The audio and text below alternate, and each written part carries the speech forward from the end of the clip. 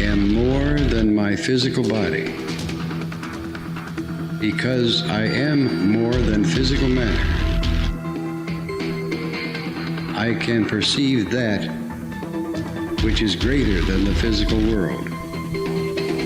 I deeply desire to expand, to experience, to know, to understand, to control, to use such greater energies and energy systems as may be beneficial and constructive to me and to those who follow me.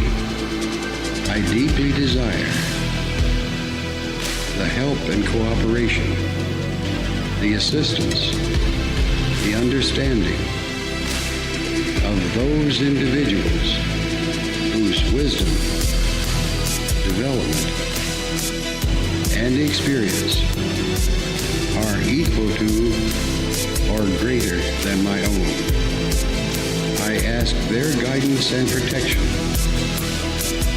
from any influence or any source that might provide me with less than my stated desires. I do not know all the answers to the questions about reality. I do not claim to know the ultimate truth about life. I seek that which has been made hidden as a part of a family of explorers of consciousness. I am the void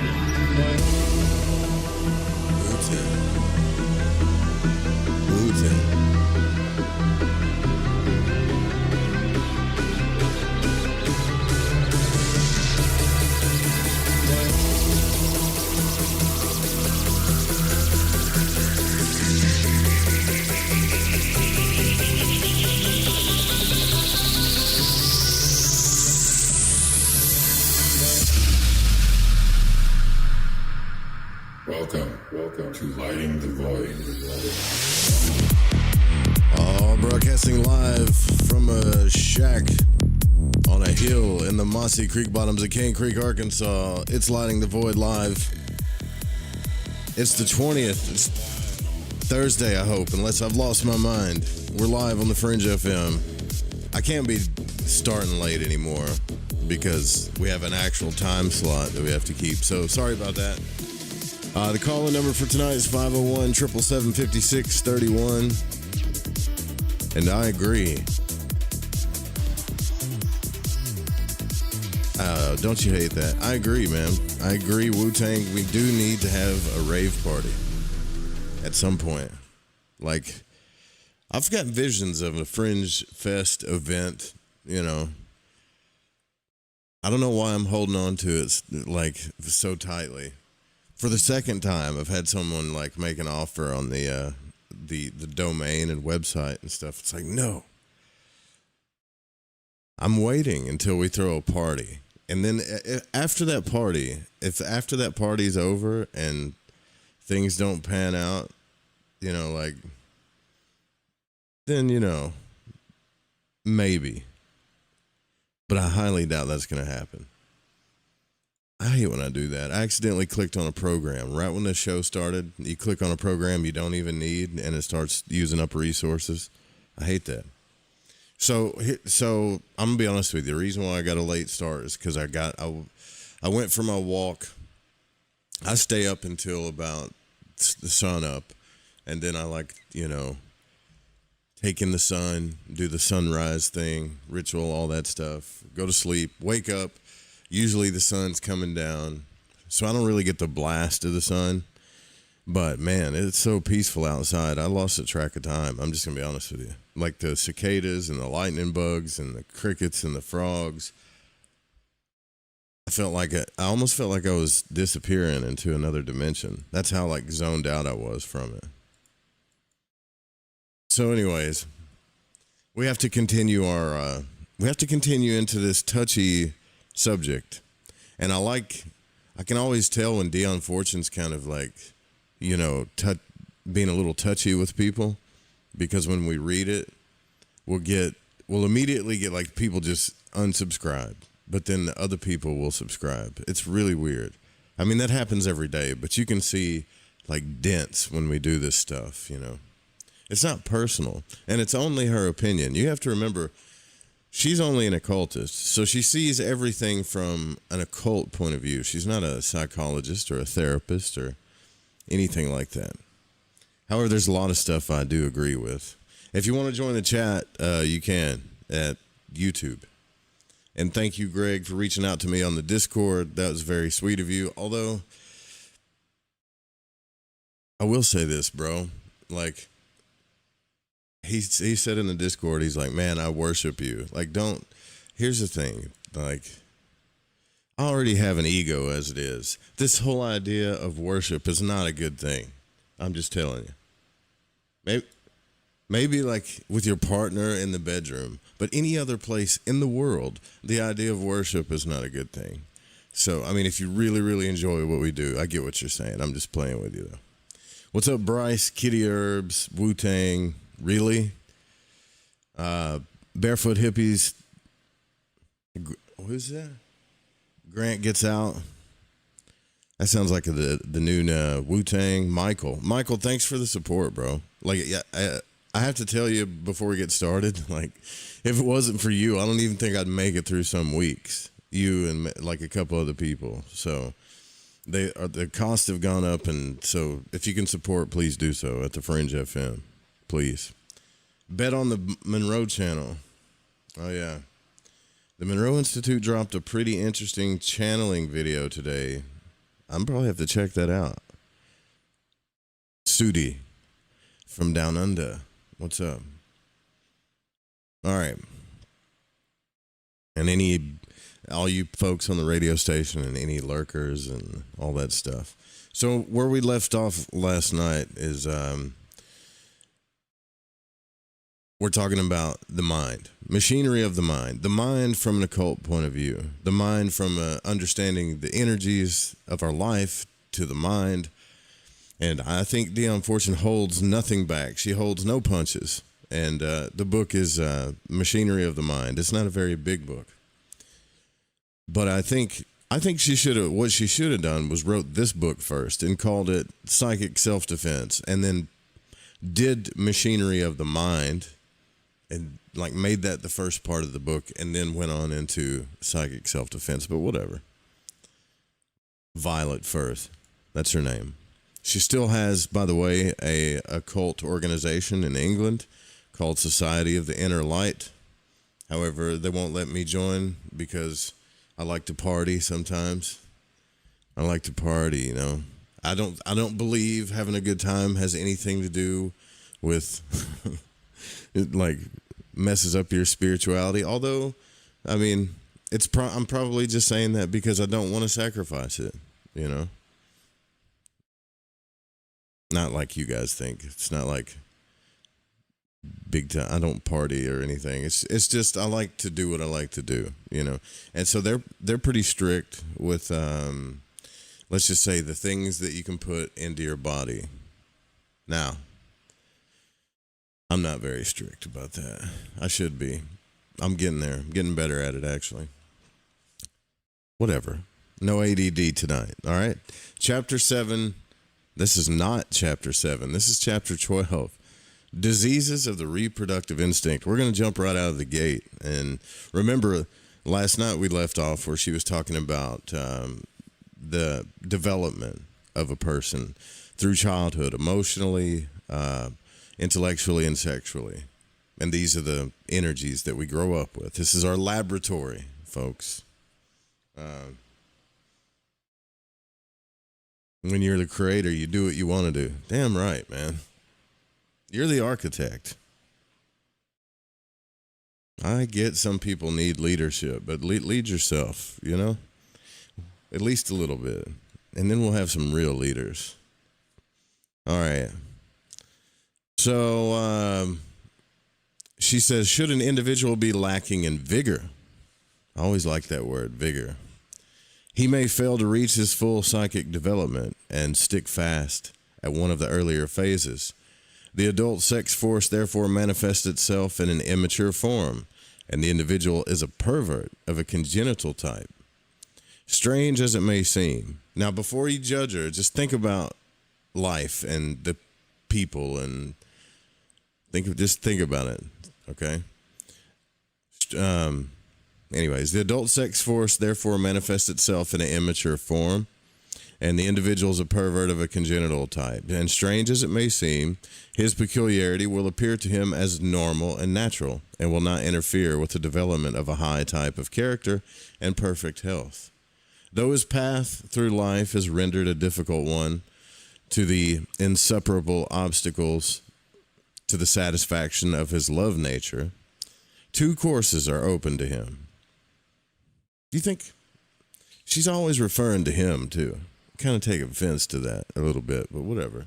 He may become an actual pervert, in which case he incurs the censure of society because he is unfaithful to his trust and not using the overflow of his life force for the building of the herd, and expends it through channels that cannot lead to reproduction, and this wastes it. And because any sexual abnormality is exceedingly infectious owing to the force of suggestion, whether by example or precept, and would lead other and normal individuals to similar antisocial action. It is this strong preservation instinct that gives rise to the disgust and anger of the normal individual at all forms of abnormality. So she's not like judging, quote, perverted, weird shit, but she's saying there's a reason why normal society gets pissed at it.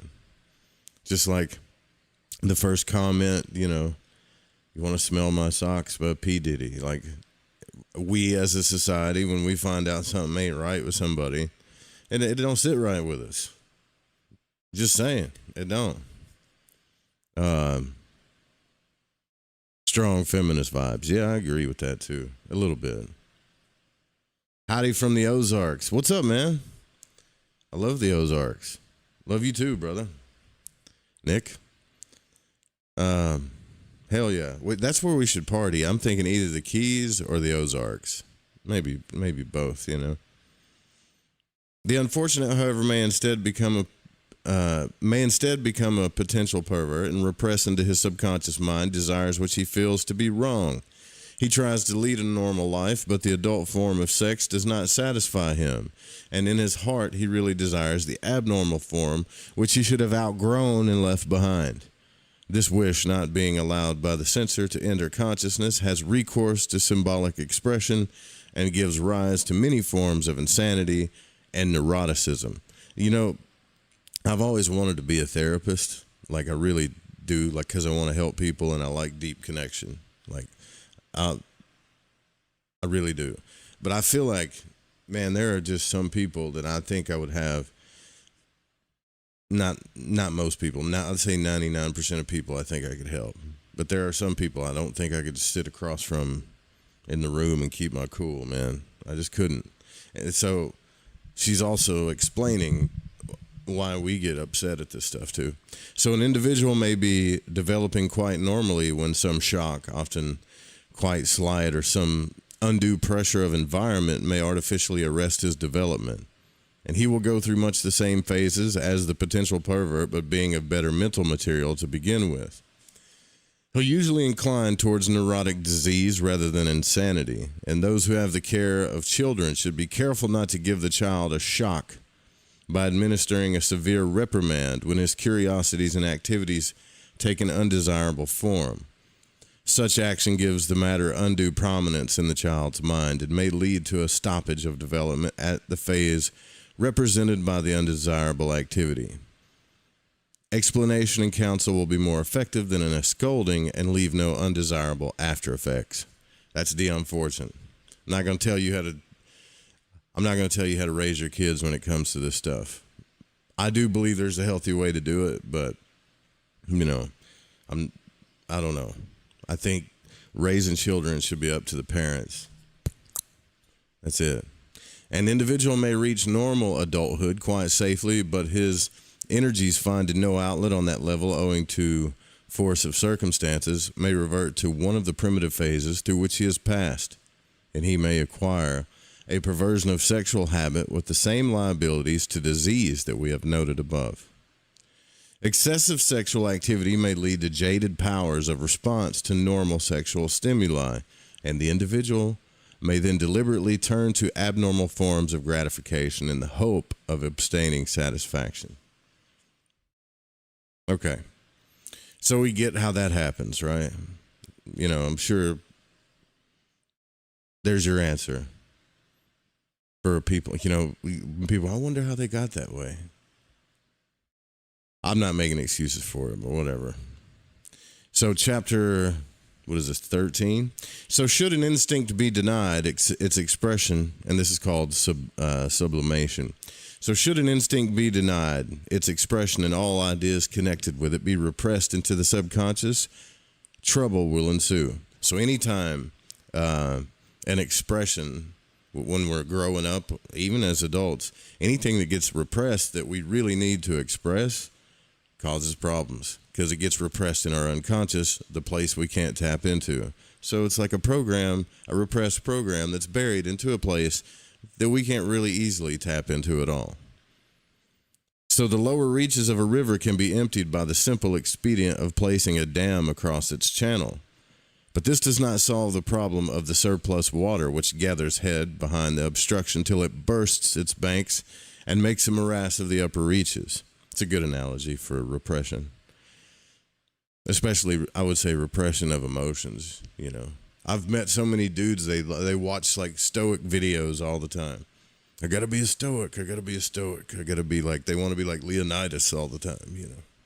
And I get it. You should be in most areas of your life, but if you have repressed emotions, you got to let them out somewhere in a healthy way, you know. Like go exercise or something. You can't just be stoic 24/7 and expect your emotions not to work because you're a dude. It just doesn't work that way. If it is necessary to deflect a river from its bed, then an alternative course must be provided, for the water continues to come down from the hills and must by some means be disposed of. Yeah, so if we repress, you know, she's using water as an example, but if we repress something, especially if it's something we grew up with, and we dam it off, it's going to cause the water or the emotions or the repressed energy, whatever you want to call it, it's going to cause that shit to go somewhere else that's not natural, a different place, you know. It is precisely this engineering problem that the psychotherapist has to deal with. We know that a large percentage of mental and nervous disorders are caused by the repression of the sexual instinct. This great instinct, in its mental and physical aspects, is so fundamental and so powerful that it cannot, with safety to the individual, be entirely repressed, nor, with safety to society, be given free rein. We are on the horns of a dilemma. For social laws demand that it shall only be expressed under very limited conditions, social laws, right? Those of legal marriage, and even then not to an unlimited extent. And nature demands that it shall be expressed as soon as the physical organs of its manifestation are sufficiently developed to function. So the average man solves this problem for himself by conniving. Is that what she's saying? Conniving? At the maintenance of a pariah class of women whose very existence is socially ignored and is a fertile source of misery, disease, and crime. Damn, she does seem like she's kind of mad at some dudes, right? I think so. I think you're right, Wu-Tang. She's probably just met some guys back then. It was like, I don't understand why they don't date me. I'm not out in the streets, man. You know, I'm looking for a partner, and they keep running to the street girls. That's what it seemed like she's saying here. But for women, unless they are prepared permanently to join the pariah class, a social safety valve does not exist, and we find among them a much higher percentage than among men, suffering from those nervous troubles that are due to a repression of the sexual instinct. This also applies to men who, whether from idealism or fear of disease, do not avail themselves of a compromise. Well, I think the problem is like we need to, I don't understand why it's such a complicated problem. Like if you want to be monogamous, you just talk to monogamous people. If it's a sacred thing to you, you find people that it's sacred with, and you just stay with those people. That's it.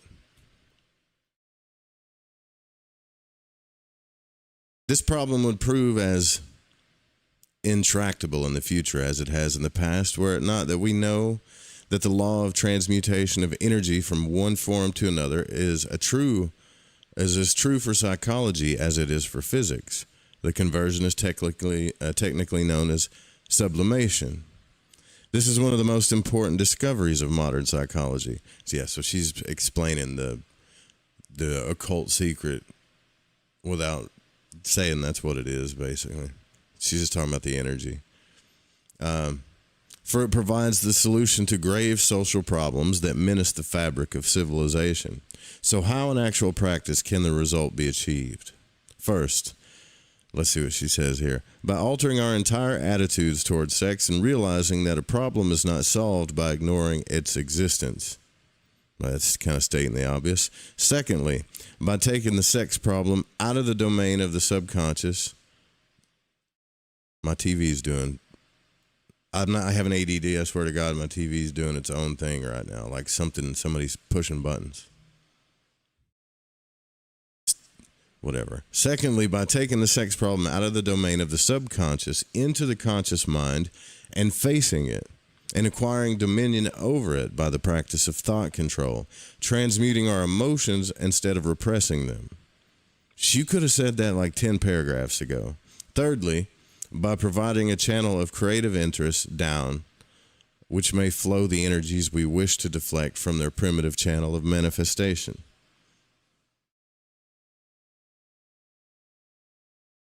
Yeah, she does put it in a way where you can't like not hear it, right? It's not the size that matters, it's the content. Okay. The key to the whole problem lies in this. The life force flows to the point of interest. If the interest and attention are centered upon physical sensation, then the life force will flow or attempt to flow through the channel of the reproductive organs, or, if denied manifestation, will keep up a constant irritation and stimulation. But if the interest be shifted to an emotional or mental level, there the life force will find an outlet in creative activity upon these levels and drain the pressure from the physical. Well, that depends though. Like she acts like everybody can just healthily do this stuff, So the mental and physical habits of a lifetime are not easily broken. But if the thoughts be patiently and persistently kept away from physical sensation and concentrated upon external interests, the law of mental and physical habit will come to our aid, and the life force will learn to flow through its new channel with safety to the individual and to benefit to society. The process of thought control must not be confused with the dissociation of ideas. In our disassociation, we are dishonest with ourselves, denying that certain qualities exist in our natures. The ideas connected with them are repressed into our subconscious, and it is the involuntary subconscious censor that holds them down. In thought control, we admit the primitive side of our natures and set to work to train it. And because we know that dwelling upon mental pictures of a sexual nature produces a reaction, we exclude these ideas from consciousness, but in this case, the repression is not into the subconscious mind, but into the foreconscious. If you guys remember where the foreconscious is, right? And it is one of the voluntary censors that enforces the command and remains under our control. So the distinction between repression and disassociation must clearly be borne in mind in all re-educational work. Yeah, but she wrote this before, like way before our time too, there wasn't like a plethora of porn and all kinds of crap. I'm sure there wasn't like, magazines and stuff. But we have kind of the same problems, but in a different manner. So a certain amount of repression is unavoidable in a social life. For each individual sacrifices something of his personal desires for the sake of the benefits of cooperation with his fellows, and the energy thus sacrificed is turned to social purposes. Disassociation, however, is always a pathology and should never be allowed to occur. You should get a smack on the hand for disassociating, I guess. Well, here's the thing, man. Like,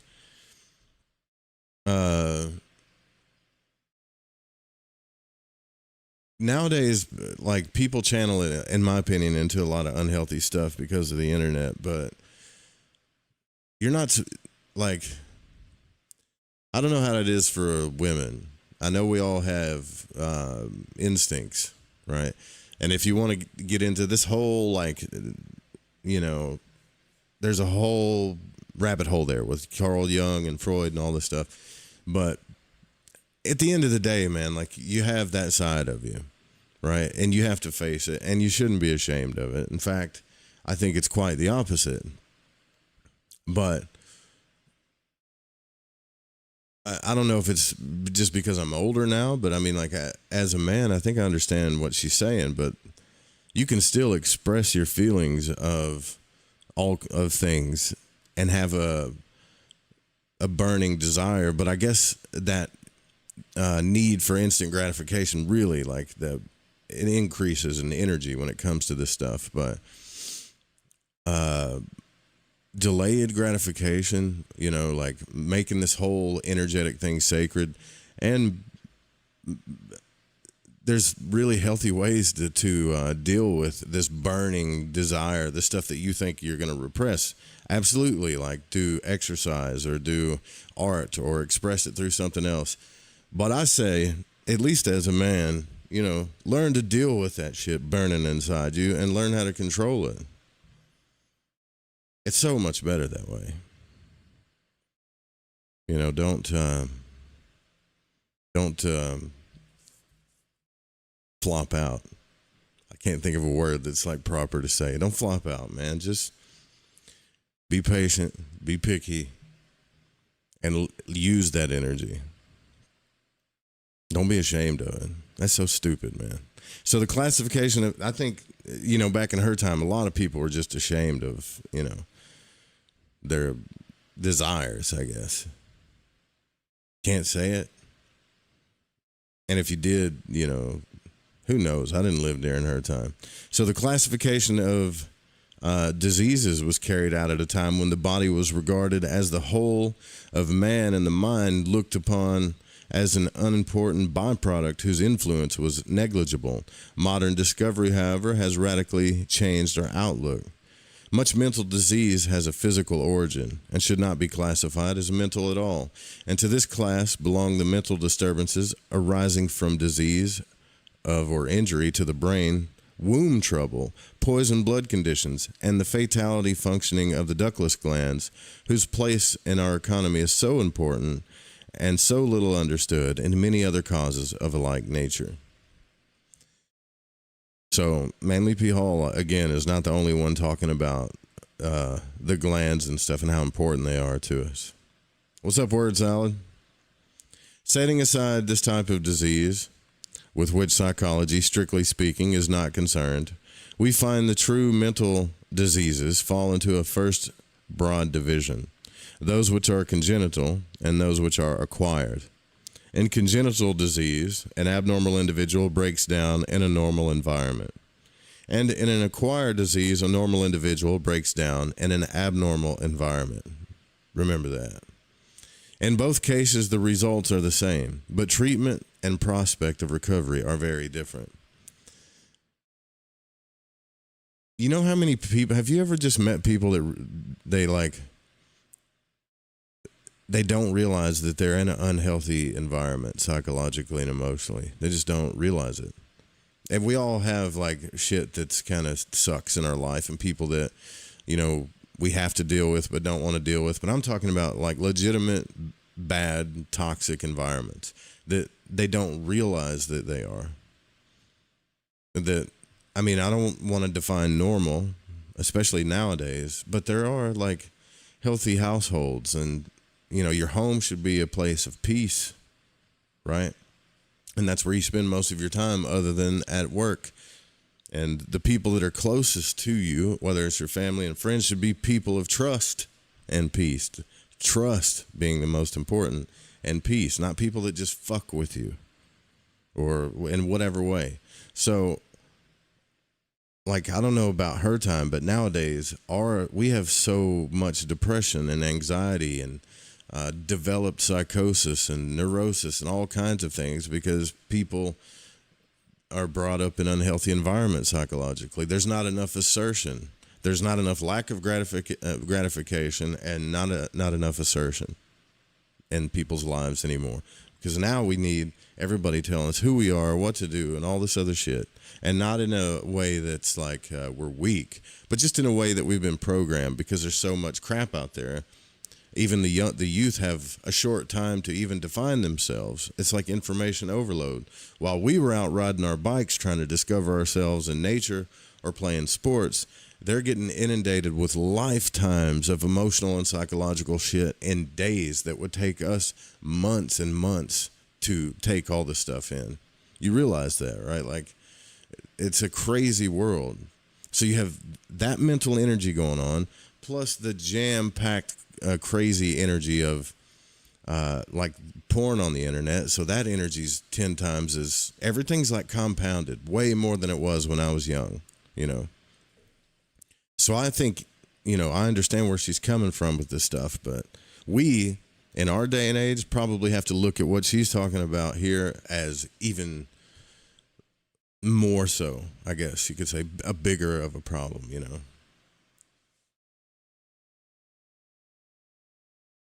Yeah, I agree with that. But she says the boundary line between a healthy and a diseased mind is not easy to draw, but we may reckon a mind diseased when it fails to react normally to its environment.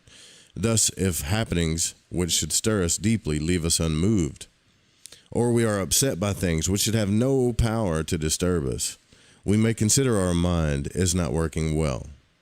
Let it never be forgotten, however, the mental disturbance ranges from just simple irritability and depression and bad memory to its extreme manifestations in the different forms of insanity. Man, if you've ever been around someone that's been like gaslit, like not, we all get gaslit in our life, you know. You hear people say, that's gaslighting. People are gaslighting you 24/7, whether it's on your TV, down the road, whatever. It's not a good thing, but it happens everywhere. But if you've like ever been around someone that's been gaslit like their whole life, like everything they say, someone's either telling them they're wrong or fucking with them. Like nobody in their life is like, yes, you know, I get how you feel, or I agree with you. Like someone's just constantly berating them. I've been around a couple of people like that in my life, and they do feel like they're going to go crazy. They're not crazy. They just feel like they're going crazy. And I think eventually, if they don't take responsibility of this, right? Like you have to be able to cut people off, man. You just do. Anything, not just people. You have to be able to cut shit off when it's driving you crazy. Like, I'm done with that. No matter what. It is the constant aim of the mind to maintain harmonious relations between the individual and the environment, to secure an adjustment to and to make the best of the constantly varying conditions to which the organism is subjected. If it fails to do this, the law of the survival of the fittest comes into action and automatically eliminates the unfit. Those who have failed to adapt themselves to the conditions in which they live, and failure to adapt may be due to one of two causes. The individual may be abnormal, or the environment may be abnormal. Modern social conditions in a civilized community tend to prevent the automatic elimination of the unfit and to permit them to live on. So the physical failure to adapt due to malformation of lack of stamina, we will not deal here, but will confine ourselves to the problem of adjustment on the mental level. If there is difficulty in making a mental adjustment to the environment and finding contentment and peace of mind, then the individual is faced by a peculiar problem. He is allowed to continue his physical life, but cannot find mental peace. And in order to obtain relief from this intolerable condition, certain devices are unconsciously resorted to. These devices are of the nature of buffers or shock absorbers, and provided the individual does not deviate too much from the normal type, which is adapted to the environment, and that the environment likewise does not differ too much from the type for which the individual was designed, then these devices effectually protect his feelings from the rude shocks of circumstances and enable him to keep his poise and peace of mind. All right, let's go down this list. Let's see what she has to say here. If, however, the strain thrown upon the psychic shock absorber is too great for it to adequately absorb, then the rebound of the buffer springs throws the machinery of the mind out of gear and makes itself felt in nervous and mental disorders. Like physical disease, mental disease is nature's effort at repair which overreaches itself. This, then, is what constitutes mental disease, the organic insanities being excluded from this definition. The reaction of the mind to what it cannot assimilate. It must not be thought, however, that mental disorder necessarily means insanity. Any faulty functioning of the mind comes under the heading of psychopathology, and just as the diseases of the body range from a passing indisposition to some fatal organic disease, so the diseases of the mind range from irritability and forgetfulness to complete collapse of lunacy. Yeah, a lot of times when someone says, man, you know, you got issues or you got complexes. Well, that if you look at it, that makes you think like you're crazy. But if you look at it from a medical point of view, that's like someone saying, man, you got a rash or you got acne to the mind, right? It's not that bad. It's just something you need to take care of because we all have issues and we all have complexes. Most of us. Actually, I think we all of us do. But it's just a bad idea to like, you know, I've heard when people get in arguments, they're like, man, you got issues, you got complexes and stuff like that. And people take it personal, like, oh, I'm crazy. You could have a healthy conversation, be like, yeah, I may have a complex about this or whatever. It's just like saying, yeah, I may have, you know, I don't know, dandruff or something. It's something you need to take care of, but it's not insanity. So don't let depression and complexes and things that you need to work on or people that try to throw that shit in your face make it seem like you're insane. It could be true, might be true, but it's not insanity. You're not crazy. Although most crazy people don't know they're crazy, right? So I might have just helped a whole bunch of crazy people there. Who the hell knows? Here's one of my favorite ones. Conflict. I think, you know what I've learned in 42 years of living, which isn't that long, but it's a good amount of time on this fast life of Earth, is that the way people handle conflict is the way they're going to handle everything in their life. The way people handle conflict. It's easy to go through life when everything is easy, right? And everything's at peace and stuff like that. But realize this, and I'm not just trying to quote every war hero that ever existed. It's a fact. No peace ever came out of anything but healthy conflict that was that wasn't all healthy, right? Like certain wars weren't healthy, but conflict, right? Peace was an effect of conflict. And conflict is an effect of peace that's been disturbed too. So, just saying, there's a balance in everything, right? As we have already seen, our life is motivated by three great instincts. A moment's thought, however, will cause us to realize that as these instincts are diverse in their aims, they may sometimes find themselves in opposition to one another. This condition is known to psychologists as conflict, where one instinct can only be gratified at the expense of another. For instance, she's going to use a man here again. For instance, a man may be starving and be tempted to steal in order to satisfy his hunger. Here we see a conflict between the self-preservation and herd instinct. For if he steals, he may lose his place in the herd. And as a man, he may break his values too, you know. She doesn't mention that though. Because she's not a man, she don't get it. But And if he does not steal, he may lose his life. It is astonishing how many will choose the latter alternative, proving the power and fundamental nature of the herd instinct. The man will be torn two ways and can only gratify one instinct at the expense of the other.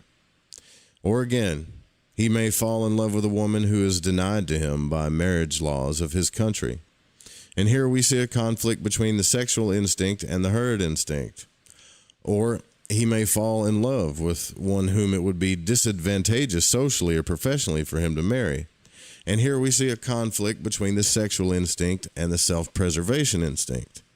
Now, in each of these cases, a large amount of force is locked up and rendered unavailable for the general purposes of the life, for a head-on collision between instincts is involved, and each entreats the whole of its energy to neutralize the force of the other. The whole life comes to a standstill while the battle is fought out.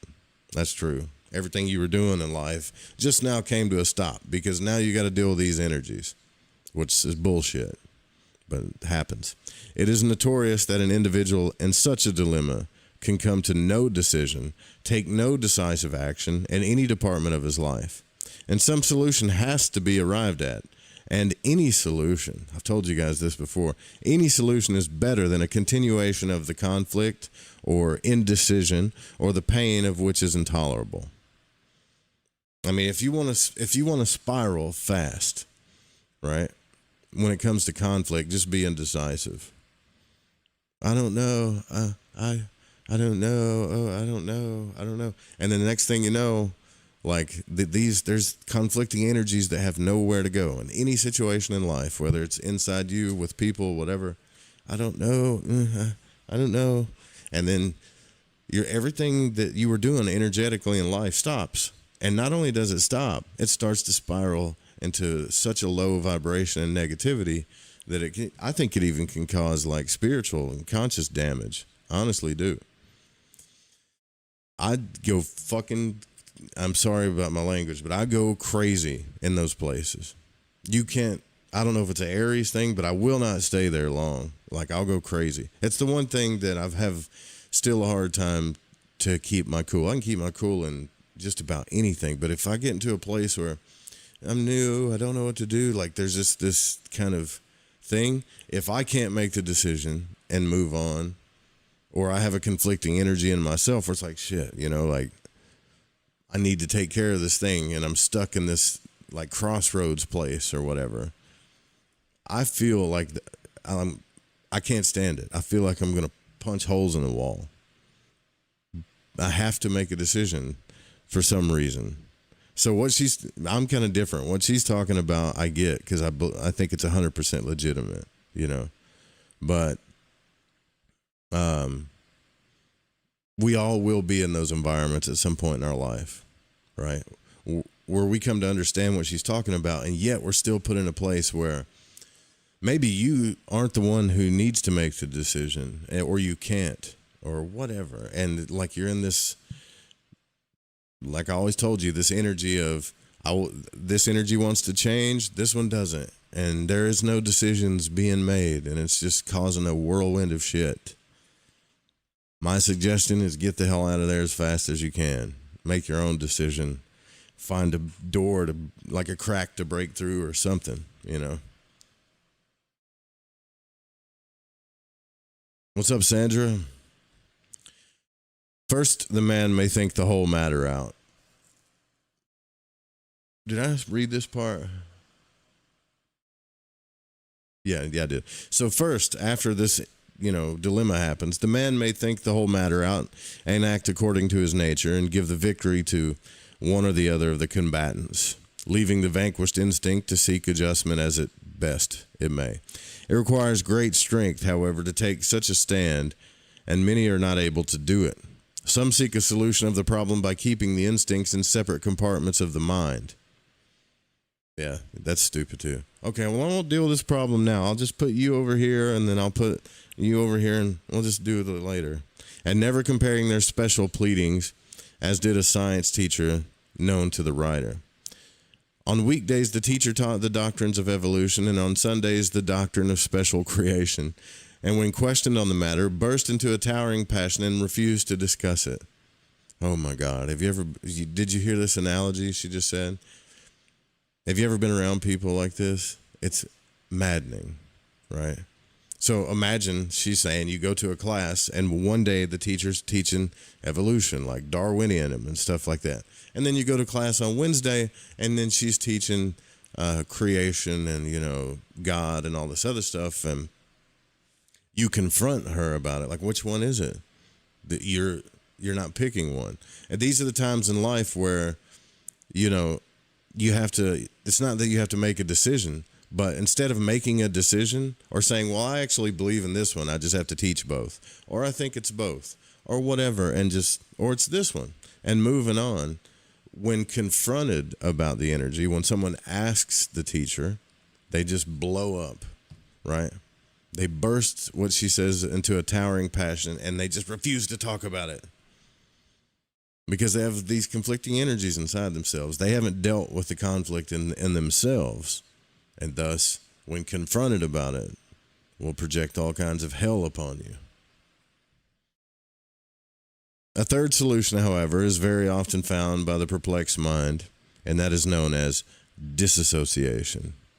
Now, repression and disassociation are two terms current in modern psychological parlance, and the writer has often heard them used as if they were interchangeable terms, but this is not the case. Repression means that certain ideas are put into the subconscious mind and are not permitted to return to consciousness. Disassociation means that some of these ideas, instead of lying quiet in the subconscious, split off from the integration of the personality and function independently. Yeah, they fragment. And these two factors of mentation will be studied in detail in the following chapters. Yeah, dude, repression and see, this is where it's going to get interesting because disassociation and repression is at like an all-time high right now too, with all of us. But we got to go into the up next is the radio station stuff. Yeah, I was right about the biowords thing because you made me like feel stupid for a minute. Nah, you didn't make me feel stupid. I just really questioned. I was like, damn, did I look at a word and just totally pronounce it wrong and try to make it a French thing? And when I looked it up, PK, I was like, no. My mind just, like, if it sees a word it's never saw before, you said I thought it was like biological urge, but nah, because she was listing a bunch of non-English words. Yeah, dude, like even right now, I don't know what the hell she was talking about. Because I looked up that word and it's just like a last name for some French people. So I honestly think that Dion Fortune like just tries to make up fancy analogies sometimes instead of just sticking to like direct communication. Yeah. No, it's all fun, dude. I was just picking at you. No, not the commercials. Yeah, the commercials, brother. This is radio, man. You want regular podcast, you'll have to listen to the podcast. But you get to enjoy the live stuff, like Wordle. Oh, and by the way, last night they took that show down because I played I think it was because I played Computer Blue and blocked it. So I'm muting the music and reposting last night's show. So it should be back up by now, I think. I'm hoping. Anyways, we'll be right back. Picked a different track, but whatever.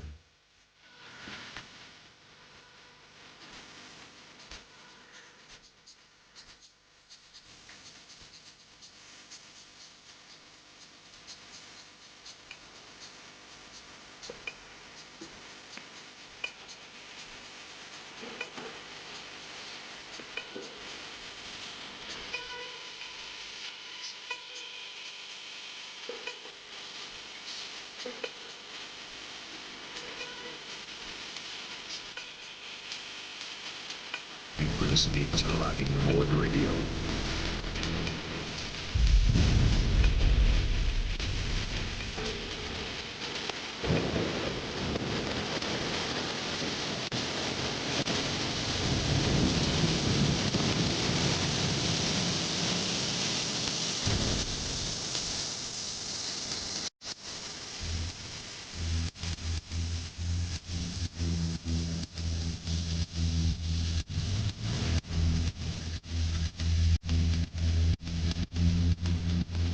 So, you love talk radio? Then you'll love TalkStreamLive.com. TalkStream Live is always on, 24/7 with the best streaming talk shows. Find your favorite talkers and discover some new ones. It's free, readily available online or on mobile with any smartphone or tablet. Finding your favorite talk shows all in one place has gotten a whole lot easier. Just go to TalkStreamLive.com. Be sure to download the free apps from Google Play or the iTunes App Store.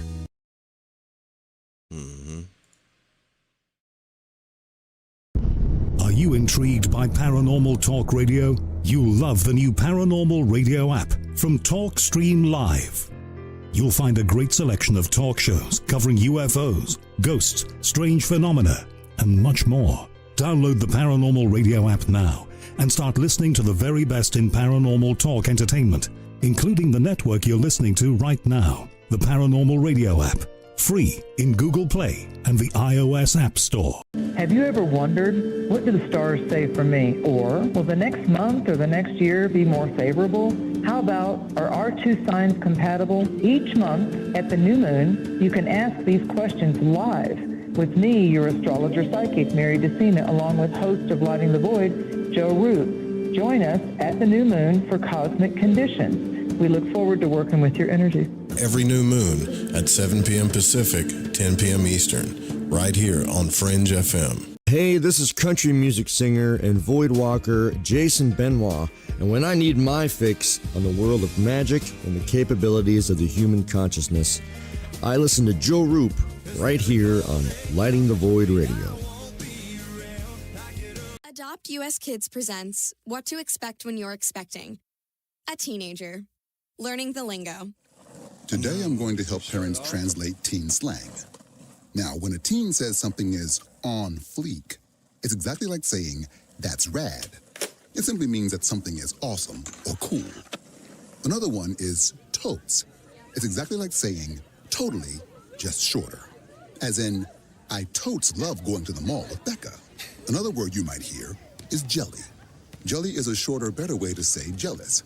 As in, Chloe, I am like so jelly of your unicorn phone case. You don't have to speak teen to be a perfect parent. Thousands of teens in foster care will think you're, rad, just the same. To learn more, visit adoptuskids.org. A public service announcement brought to you by the U.S. Department of Health and Human Services, Adopt U.S. Kids, and the Ad Council. This is the story of a very special woman. In a matter of seconds, she turned herself into a great mathematician or an entrepreneur.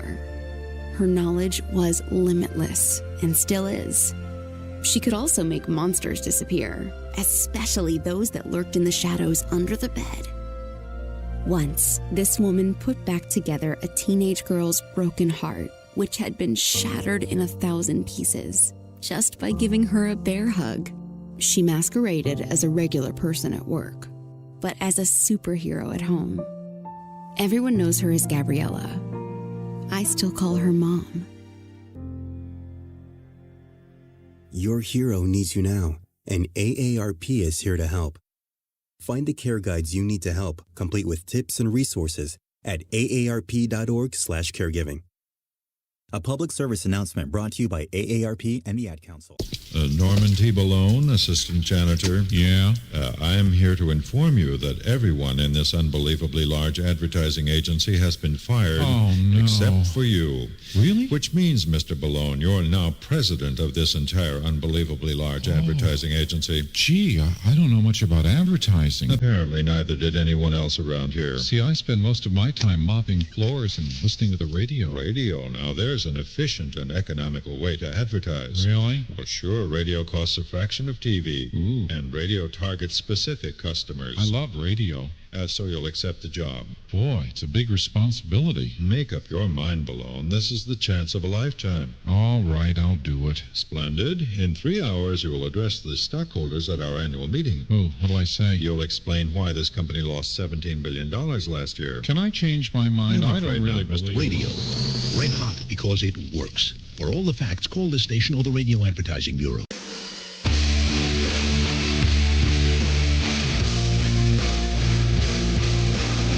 Broadcasting from Forest Tower Studios, all the way from the Deep South.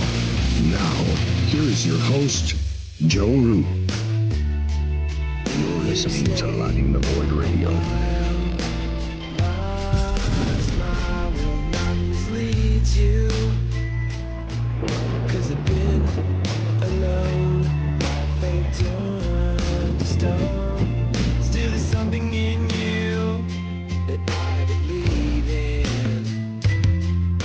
All right. I got to move this along. We're back live. Thanks for joining us live here on the Fringe FM. A little bit after, I guess, 11 on the East Coast. And I don't quote Central Time because who gives a shit about Central Time, right? So I want you guys, can you guys do me a favor? Like, if you really consider yourself like a void walker, remember that there's a whole shit ton of unknown, and being able to cuddle and be sweet and passionate and compassionate and all that stuff is a good quality, but try to balance it out with a little bit of leadership in your life. Okay. Like, if you ever find yourself stuck in a place where nobody's making a decision, make the decision for them, because I'm not saying be an asshole and do it all the time, but if take some time to realize if you're in that situation, you'll feel it, and then just like move things along, you know, because even if you make the wrong decision, like before we get into repression and disassociation and all this stuff, think about it, you know, and then make a decision. But even if you make a wrong decision, a lot of times you can adjust, you can adapt, you can pivot, you can even go back and change your mind. But to stay in that place is really where hell is, I promise you. And I think it's a part of a social engineering agenda, just saying, to keep people into this place of not knowing who you are, what to do, all this other stuff, and constant comparison. It's a hell, okay? It's not a place for anybody to be in. You know, I've even been around people that run businesses, or I myself, whether they've run them into the ground or been successful. But I will say that most people that end up, whether it took them a long time or a short time, successful, is their ability just to make decisions, right? When it comes to conflict, all forms of conflict. Sometimes you don't have to be an idiot and just, well, I'm just going to be this person that makes decisions all the time and not think about the shit before you make it. Just, I'm asking you as a favor, as a homework assignment, other than please support the Fringe FM, somebody besides Michael. Please. I love you, Michael, dude. You're keeping us alive, bro. But like, and those that have, thank you very much. But other than that, I'm asking you as like a homework assignment. If you find yourself this week in a place where you usually have a hard time making a decision in a conflict, just no matter how much the pressure builds up, and you will feel the pressure because that's the energy she's talking about in this book, you'll feel it. Like the conflicts of change, if something wants to change, something doesn't, you'll feel it. And just do it, even if it's a small thing. If it's something that you struggle with, just face that fear for me. I'm not asking you to jump off cliffs or get out of body or anything or do magic or any of that stuff right now. All I'm asking you to do is just face one thing that you haven't faced. Make the decision. And so if you're wrong, you can adjust. It's okay to fail. Ask Michael Jordan, right? So, all right. So, repression. Damn it. Let me look at the chat. Great show as always. Listening from Tower, Minnesota. What's up, Jay Carlson? I see a few new faces in here, man. The phone lines are open too. If you guys want to call in, it's 501-777-5631. Or maybe I just haven't said hey to you in a long time. If I haven't, I'm sorry. So repression is a refusal to permit an idea to enter the consciousness. That's repression. The instant it looms up upon the fringe of consciousness, the attention is resolutely turned away from it. This device is resorted to when an idea enters the mind which is repugnant to our character and when we find ourselves thinking thoughts which are out of harmony with the general tone of our own nature. Unwilling to admit to ourselves that we have such a side to our dispositions, we turn away from the repulsive images. As it is impossible to erase from the mind any idea which has once entered it, we endeavor to store these ideas, since they must be stored somewhere, in that part which is furthest away from consciousness. And so, to use the technicalities of the psychologist, we repress them into our subconscious. When it is remembered that every child is born into the world a little savage, and that is only by education he achieves civilization, it will readily be seen that our primitive nature is not a thing which our cultivated self can regard with any complacency. That the untrained child is selfish and dirty, we are all aware, and that we ourselves, before our training, had time to take effect on us. We are all also selfish and dirty. We cannot with logic deny this. But a merciful veil of forgetfulness has been drawn across this period, for we have developed into something so different from that our primitive self is utterly repugnant to us, and repression is resorted to. And to prevent this unpleasant ghost of our original nature from intruding upon our self-esteem. There are lots of things I think that we tell ourselves that, oh man, that makes me a bad person. You are part of this world, your body and all this other stuff, and who you are before you became civilized is a part of this world. And frankly, repression's a bad thing. This is why comedians live such a great life, right? Most of them. Most healthy comedians do. You take comedians like, I got a friend, Owen Hunt, who's a comedian. There's a lot of things that we don't like to talk about, and they can make a joke about it. Therefore, they express it, right? And everybody's always like, oh, yeah, that's true, and they laugh about it, because it's kind of repugnant or whatever. But if it's made into a joke, it's easier to deal with. But at least it's expressed. Versus, like, you sitting all alone by yourself, repressing every little thing, thinking that you're some piece of shit because you even had the thought, You're human. Humans are, I was thinking about this today, man. Like, humans are awesome, but also crazy, and also very clean and very dirty. We have a lot of extremes, So all ideas of an uncivilized type which enter the mind are apt to call forth a certain amount of response from us, and hence the success of the smutty story. Yeah, this is why we love smut, right? Or you ever see all those stories of like all of our movies and TV shows are based around violence, horror, and sex, right? And then we're like, oh God, man, I just can't watch that stuff or whatever. And yet our nature is glued to it. It's just crazy.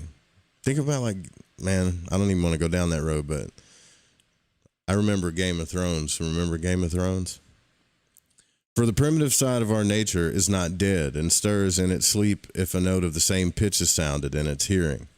Therefore, ideas which wake our lower nature are quickly repressed into the subconscious unless they should be translated into action. Repression is essentially the mechanism of self-disgust.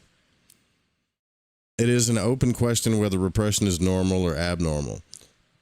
Whether it is a part of the functioning of the healthy mind, or whether it is to be regarded as a psychic corn or callus, an endeavor on the part of nature to reinforce a point of pressure, which, though intended as a defense, is apt to become a disease.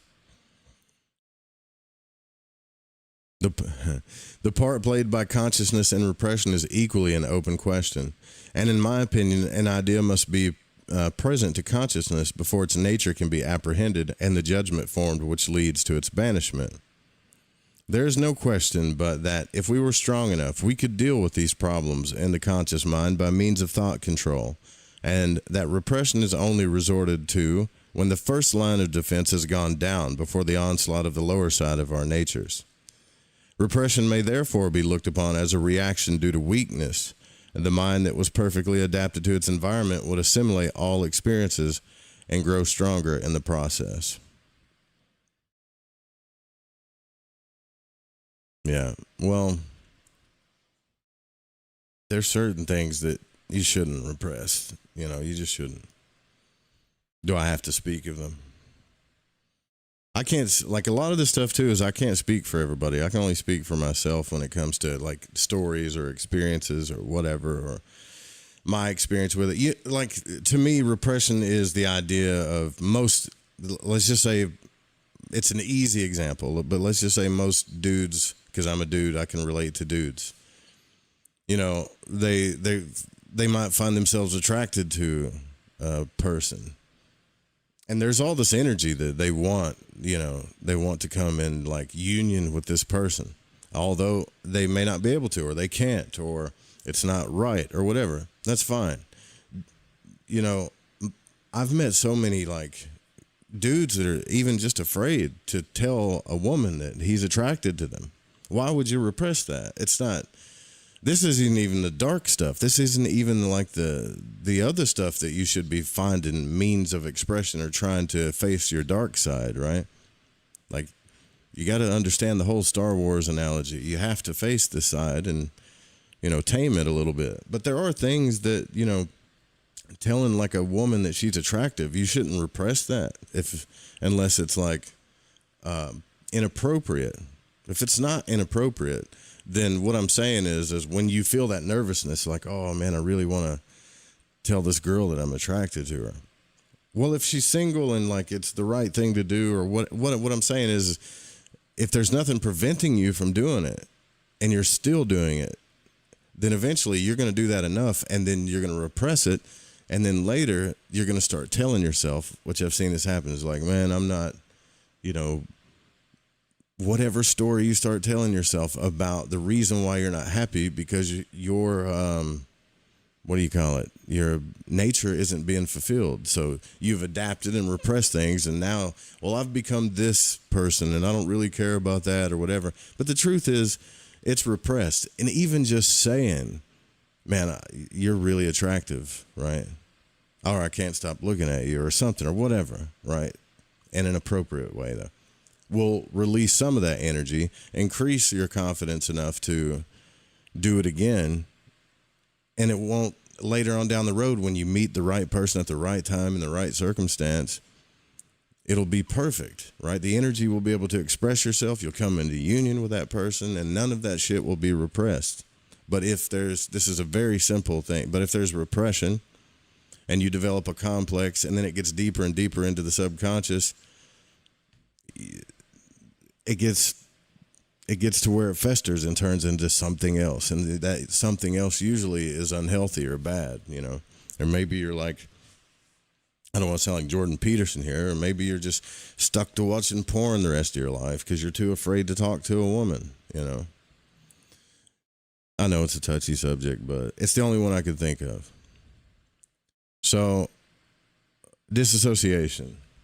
So while the device of repression may adequately deal with many of the unwelcome thoughts that intrude themselves upon us, it is not capable of doing so in every case. And then the process is carried a stage further, and disassociation takes place. Disassociation is pathological forgetting. Emotion is the life of an idea.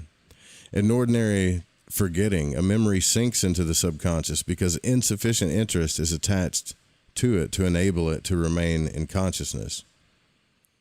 I've never heard it be put that way before. If, however, an idea associated with some strong emotion is repressed into the subconscious, that emotion will, as it were, vivify it and cause it to have an independent life of its own. And it splits off from the personality and is said to be disassociated. I find this stuff fascinating, man. I could read books on disassociation for the rest of my life, and like personality disorders. Like, this stuff is wild, dude. It will be noted that in our study of memory, we saw that ideas never remain solitary, but tend to form associations among themselves, or, as they are technically termed, complexes.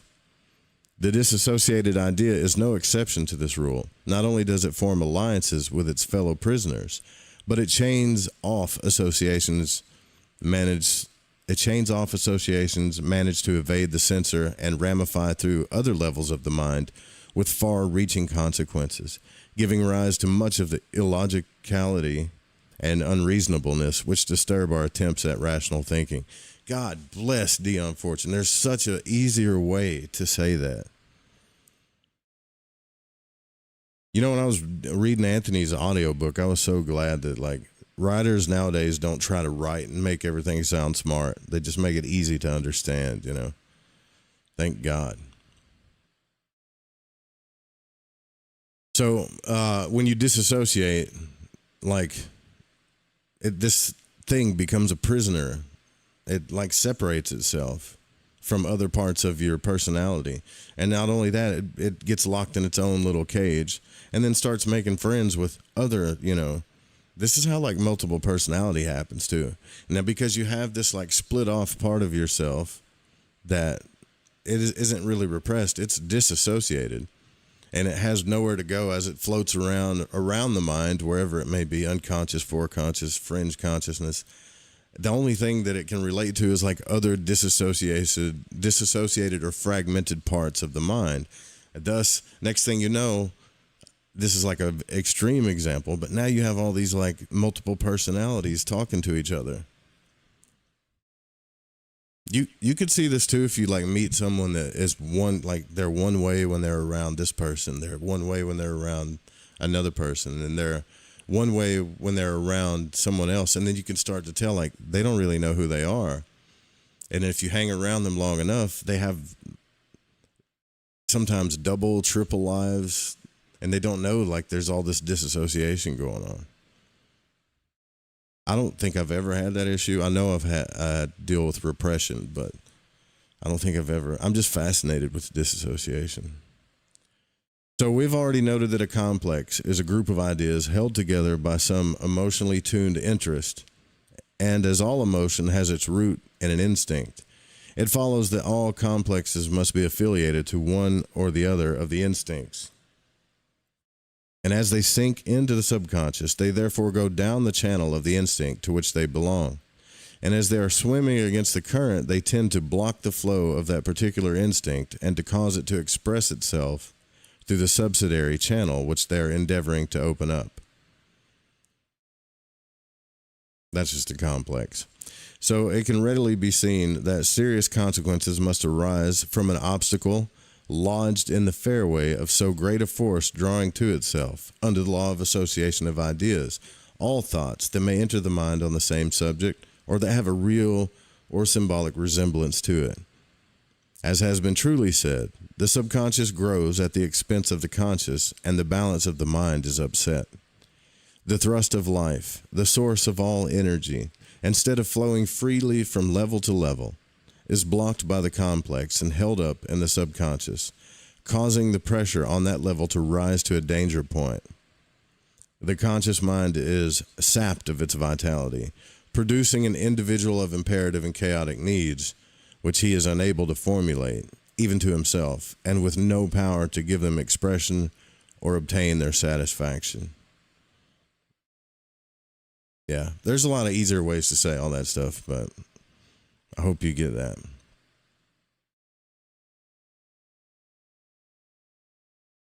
What's up, Marla? What's up, Delina? Oh, shit. No, I didn't know that. I forgot to hit the button. Hey, I got more traffic that way. Like, people were waiting. They were like, is he going to, like, switch over to where we can see him? Do you know that if I went back like this and showed this screen, that's how I used to do radio. See, now you just use your imagination. Pretend like you don't know what I look like, you know. Those days were so much better. But, you know, video killed the radio star kind of thing. All right. No, I'm got in a hurry. I didn't even know I forgot to switch scenes. I got in a hurry and I want to, finish this if I can. So, symbolization. We may picture the disassociated complex with the pressure of an instinct behind it, constantly seeking to evade the censor and return to consciousness where it wishes can be translated into action, and see how the censor, reinforced by the whole weight of the character, resolutely refuses to permit its escape. we have seen that man, let me just tell you guys something because this shit is getting complicated a little bit. So, I do want to finish it, but it's getting a little complicated. So, does everybody, at least in the chat, can you guys tell me if you understand the difference between repression and disassociation? Because I think she's complicating the matter. Just let me know. Right? And if you want to read some really cool books, like to understand disassociation in its like craziest form, not craziest form, I don't want to say that, but interesting form, is Tom Zinser's books, where he was a therapist, a psychologist, and like got into, now I don't want to say the occult, but like spirituality, right? So he started getting into hypnotism more and realized that there were such disassociated parts of people's consciousness that there were personalities or even entities, and this is crazy, but there's a lot of sessions you can read in his books about this, that would protect parts of a person. So say he was hypnotizing a person, and they would get down to a place where some emotional trauma happened, whether it was in their childhood or a relationship. Usually it's childhood or relationships, right? And disassociation was so deep in this person that it would develop a personality or an entity that would protect that part of them. So he would then be like talking to this like personality or entity in patients that a lot of times never did this. Like they never portrayed multiple personalities. They never did any of these things. It wasn't always extreme, but there were lots of crazy things that would not only happen so that a person would disassociate a memory or fragment something off from their consciousness, but then also have like something else, whether it be like an entity or a made-up character or something that would protect it. And then sometimes, I mean, it gets so weird. Sometimes he would run into these entities and they would seem like they were actually coming from a place that was just as real as this place, right? Like the spirit world. It's nuts, man. If you get into psychology, you'll find that there's probably 9 or 10 therapists with really great backgrounds and good educations and regular scientific approaches to psychology that end up kind of going into this occult world because they start seeing the deeper aspects to this stuff, you know. Delina says, disassociation comes out of repressions. Yeah, I mean, I guess you could say it like that, but like disassociation could be, or parts or of themselves that they don't deal with at all. It's traumatic so much that it just fragments, like it's not even repressed, you know?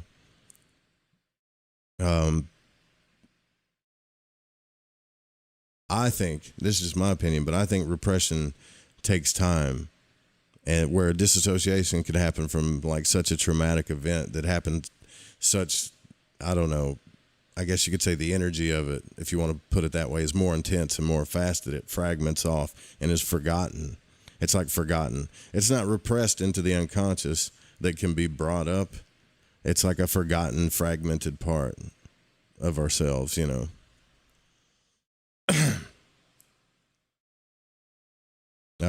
What's the difference between trust and belief? I don't think there is much of a difference. Like, let me ask you a question. Do you think about the people that you trust? If you asked them, or they asked you, how do you know you can trust me? And you don't know that you can trust somebody. You just do. So they run together. You have to believe that you can trust somebody. That's what trust is. Like, I trust this person. Well, how do you know that you can trust them? Well, usually they have a history, right? They have a history of earning your trust through their actions, but you still don't know fully that you can trust them. So you believe that you can trust them. Really, you can't trust anybody without a belief. And you can never really truly know, like scientifically know, objectively that you can trust somebody. Trust is a choice.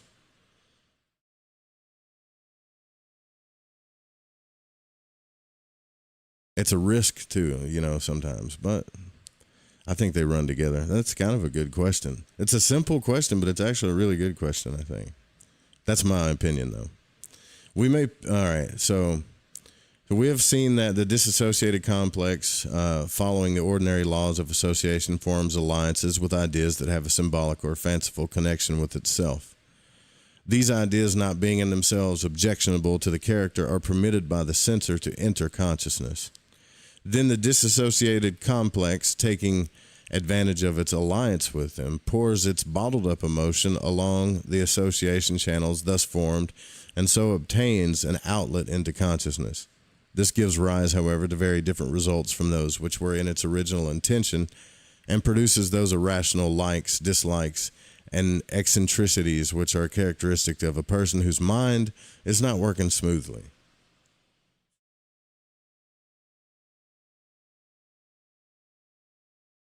Yeah, disassociate. That's a good analogy, old shoe. He says repression is hiding something in your messy closet, and it's just buried in there, right? Kind of forgotten. And dissociation is placing something in a box and putting the box on a truck to nowhere. Yeah.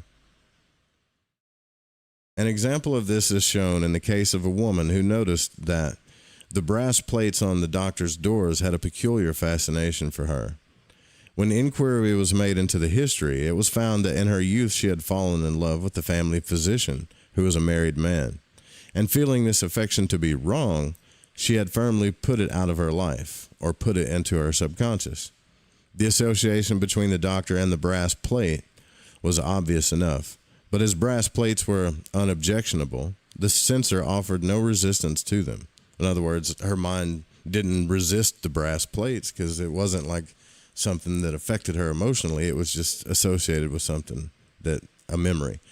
And the emotion which centered around the doctor, whose image was buried in her subconscious, was permitted to reach consciousness, transferred to the innocent brass plate. The subconscious makes use of symbolism in precisely the same way that the poet does, but it employs a device which the poet does not.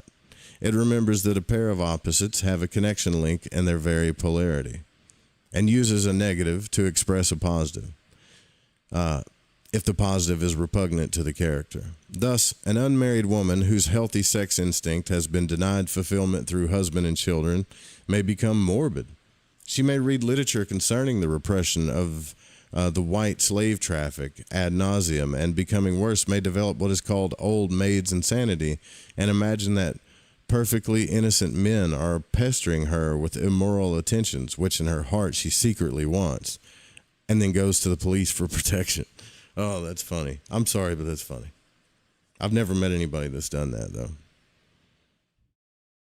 Like their sexual desires have been unmet, so they're repressed so bad that they start making up stories that everybody's like wants them. Like, all these young men are stalking me. I'm going to the police. All right, let's get deeper into this rabbit hole.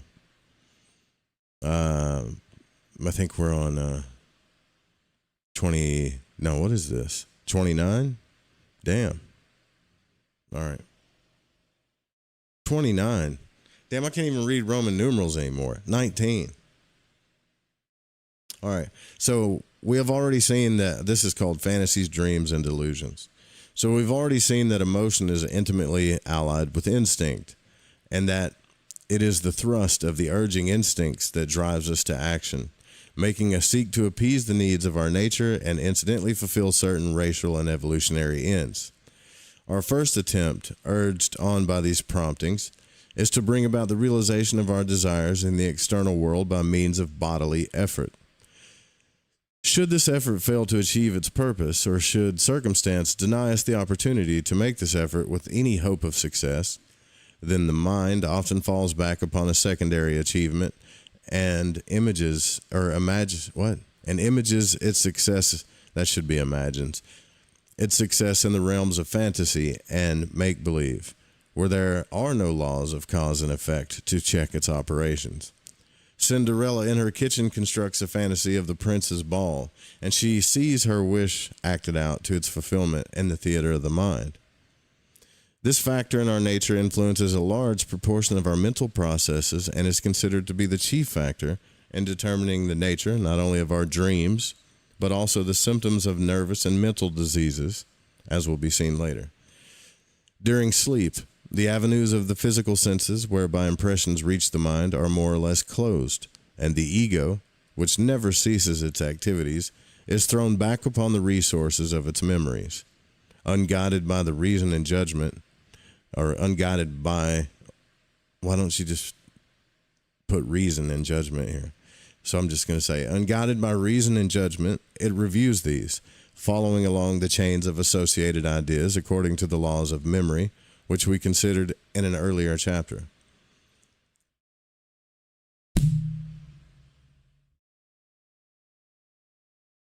That's the same fly, man. It's like, I don't know if you guys have seen Breaking Bad, but where they're trying to kill that one fly that's in here.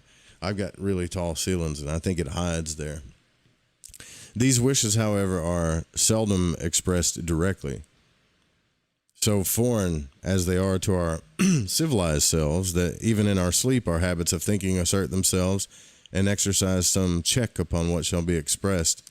They're generally distorted almost beyond recognition by the substitutions of more acceptable ideas for crude images of instinctive needs. And as the subconscious mind links ideas together according to their superficial or accidental associations, it will be seen that strange and tangled dramas will be acted out upon the stage of the mind in an effort to represent the fulfillment of some primitive instinct or wish. What she just said right there, to me, was a really good explanation of why we have dreams that are just chaotic and make no sense. You know, it's important. This is why we do dream work too, because repression and disassociation, like, you can find those parts of yourself in dreams. Oh, my eyes are burning. I don't know if it's allergies or what it is. I swear to God, I haven't smoked any weed or anything. I was outside for a while, though. Modern methods of psychological research make much use of dreams in the effort to investigate the levels of the mind to which we have no direct access. And psychotherapy uses the same method in order to trace the disorders of the mind to their cause. For if the train of thought which the mind has followed in its progression form a crude, instinctive, often physical wish to the completed dream drama be traced back again from the images of the dream to the underlying ideas which gave rise to them, so we can lay bare the hidden springs of motive and character. And hence the great use that has been made of the method of dream analysis in modern psychotherapy.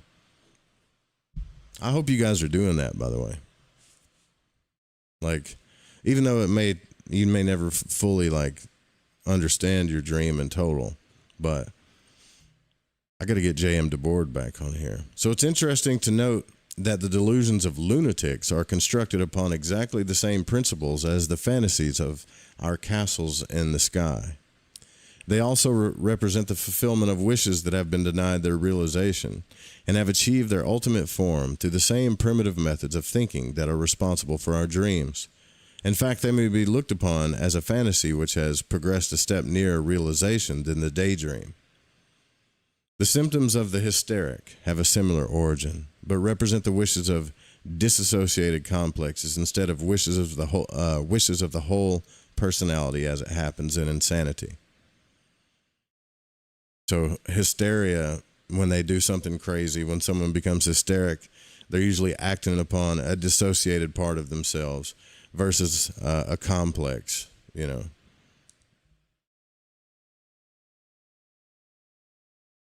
I've only known this to happen a couple of times. Growing up, I had a friend's mother who kind of went hysteric, had hysteria or whatever, like just totally acted out of her nature. They said she was manic depressive, but that never made sense to me when I looked up manic depression, because she did something so out of her nature and she don't even remember doing it and never did it again. It was like a once in a lifetime thing. It's too personal. I don't think I should talk about it, but it was really crazy. Thus, we may see that should our desires be denied expression in our lives, they will construct dream castles for themselves during sleep in which we may temporarily dwell as monarch of all that we survey. And should these desires be very imperative, should a large part of our nature be involved in them, then the dream may overflow into waking consciousness, and we shall live among our own subjective mint pictures instead of among objective realities, and act out the part we have assigned ourselves in the dream drama to the consternation of onlookers who pronounce us insane. The lunatic, however, is not irrational. He is absolutely rational if, once his premises be granted, he carries the logical deductions from these premises to their ultimate conclusion. And once it be realized that some fundamental and essentially natural wish lies at the root of these fantasies which we see him acting out, then we shall see that the clue to the treatment of insanity lies in these wishes and the region of the mind that gives rise to them. Well, you know,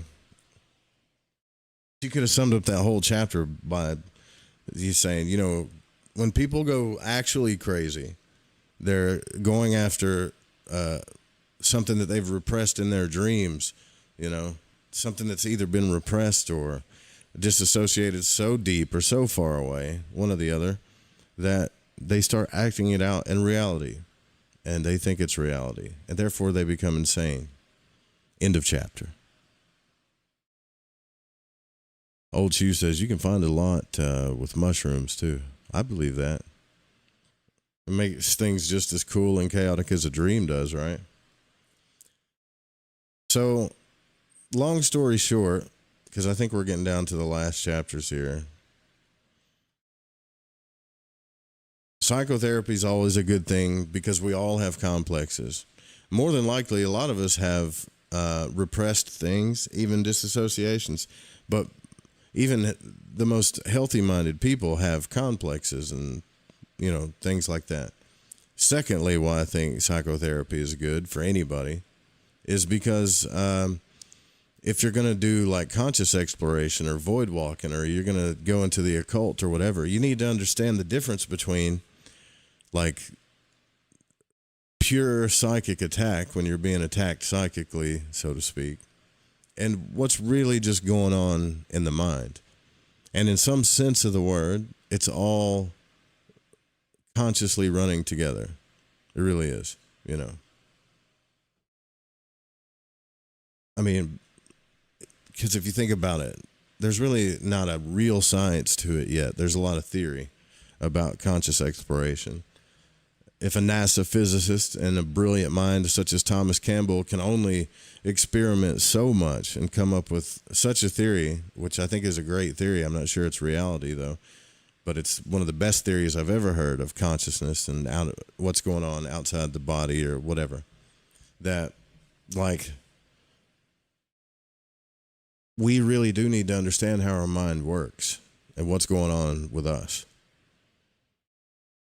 Because it's already bad enough that we're in the void, right? So we're trying to express ourselves in this place where there's so many unknowns that I think it's important that we get to know ourselves, because that makes us stronger void walkers, you know.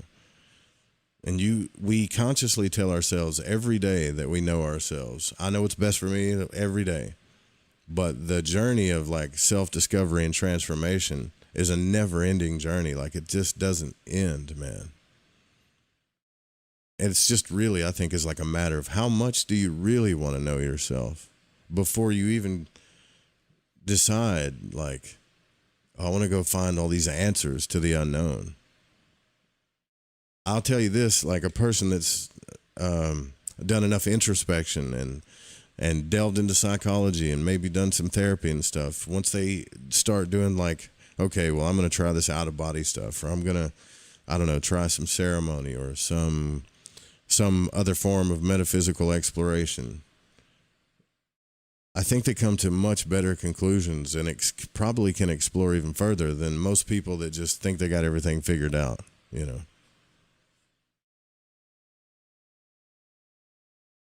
Or I could say, based on like what Delina was saying a while ago, I trust those people more, you know.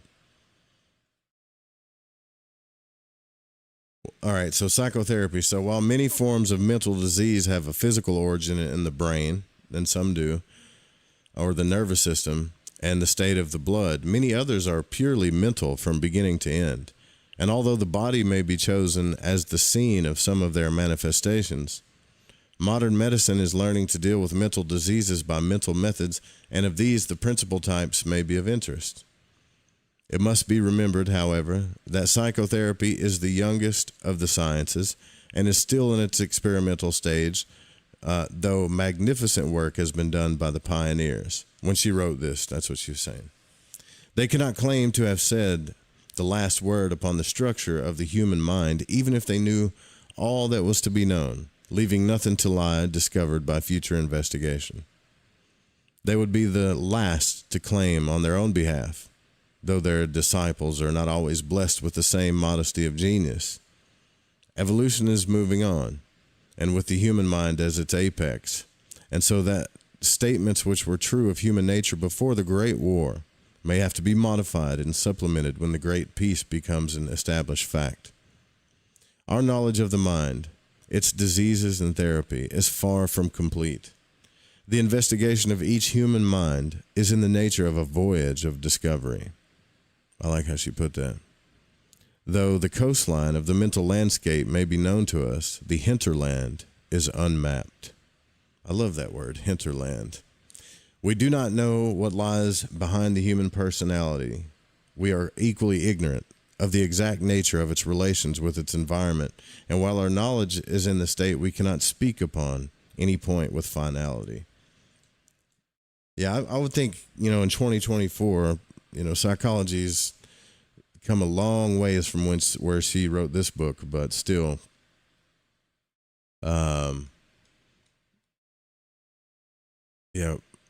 the last part of this book, she just talks about psychoanalysis. I'll just read this first paragraph and we'll wrap it up. So, psychoanalysis, chapter 20, looks like 21. The foundations of this method and theory were laid by Sigmund Freud of Vienna and set forth by him in his epoch-making book, The Interpretation of Dreams, published in 1900.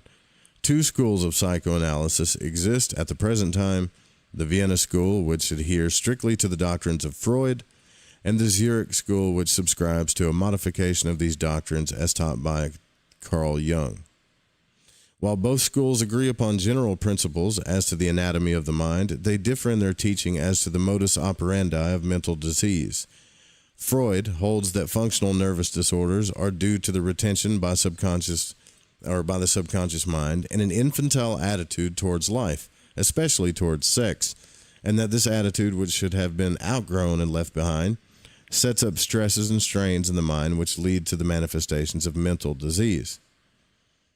He gives us the concept of the accumulation of emotion in this wound in the mind, just as pus accumulates in an abscess, giving rise to tenderness and pain. The function of the psychoanalyst is to lance the abscess by bringing the subject of distress into consciousness, whereby the repressed action is realized, or the repressed emotion is realized and fully experienced and thereby gotten rid of, and this process is technically known as abreaction. The psychologist who conducts the analysis is very likely to the recipient of this repressed emotion because at the moment of its arrival in consciousness, he is apt to be standing in the line of fire, and this acceptance of the repressed emotion by the operator is conceived to be a most important phase of the cure and is known as transference. And Carl Jung, on the other hand, you guys remember Good Will Hunting when he kept telling him, it's not your fault, it's not your fault, it's not your fault. And he finally pulled that shit out of him, and Will blew up and finally broke down crying. And that was transference when he hugged him. And he says, it's not your fault, and he just held him, So Jung holds that mental disease is due to a failure of adaptation in the present, leading to regression to an infinite mode of thinking. It will thus be seen that the two theories, while based upon the same data, are fundamentally different and must lead to differences in application. And we can get into that later, but we got to roll out of here. I hope you guys have a great weekend. Make sure you stay tuned for the Rogie, I was going to call it the Rogie Report. Escape the Simulation with Jess Rogie, right? She's coming up, and she'll be here live on the Fringe, taking you deeper into the late night. Please, for the love of God, if you can, support the Fringe FM. That's me begging for the love of God. If you can, support the Fringe FM. We've got our listenership took a dip for a while, so our servers were a little cheaper, but now it's getting back up, and our servers it's a good news, but we're at a different tier level now. I have to probably thank TalkStream Live for that. If you ever want to listen to the station too at any point in time, you can by going to fringe.fm or listening to the to it on the Paranormal Radio app, tune in, TalkStream Live, Live 365, or like I said, just go to fringe.fm. You can donate there as well too. And I hope you guys have a great weekend. If you need to contact me for any reason, please do so. You can call at 501-777-5631 or leave a voicemail, or you can email me at producer@fringe.fm. Right? Good night, y'all. Sweet dreams. Have a good weekend. Happy solstice. Good for you, 'cause you are the nights when I don't know where my life should go. Well, is it good for you? Is it good for you?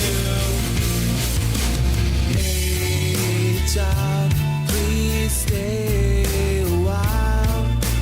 My smile will not mislead you, 'cause I've been without, I go out without. I grab at you, I can't stop grabbing at you, 'cause I feel you cross my mind in disarray, intoxicated, ricochet. There's nothing wrong, just don't take too long, 'cause all I wanna do is be there for the things that you're going through. Well, is it good for you? Is it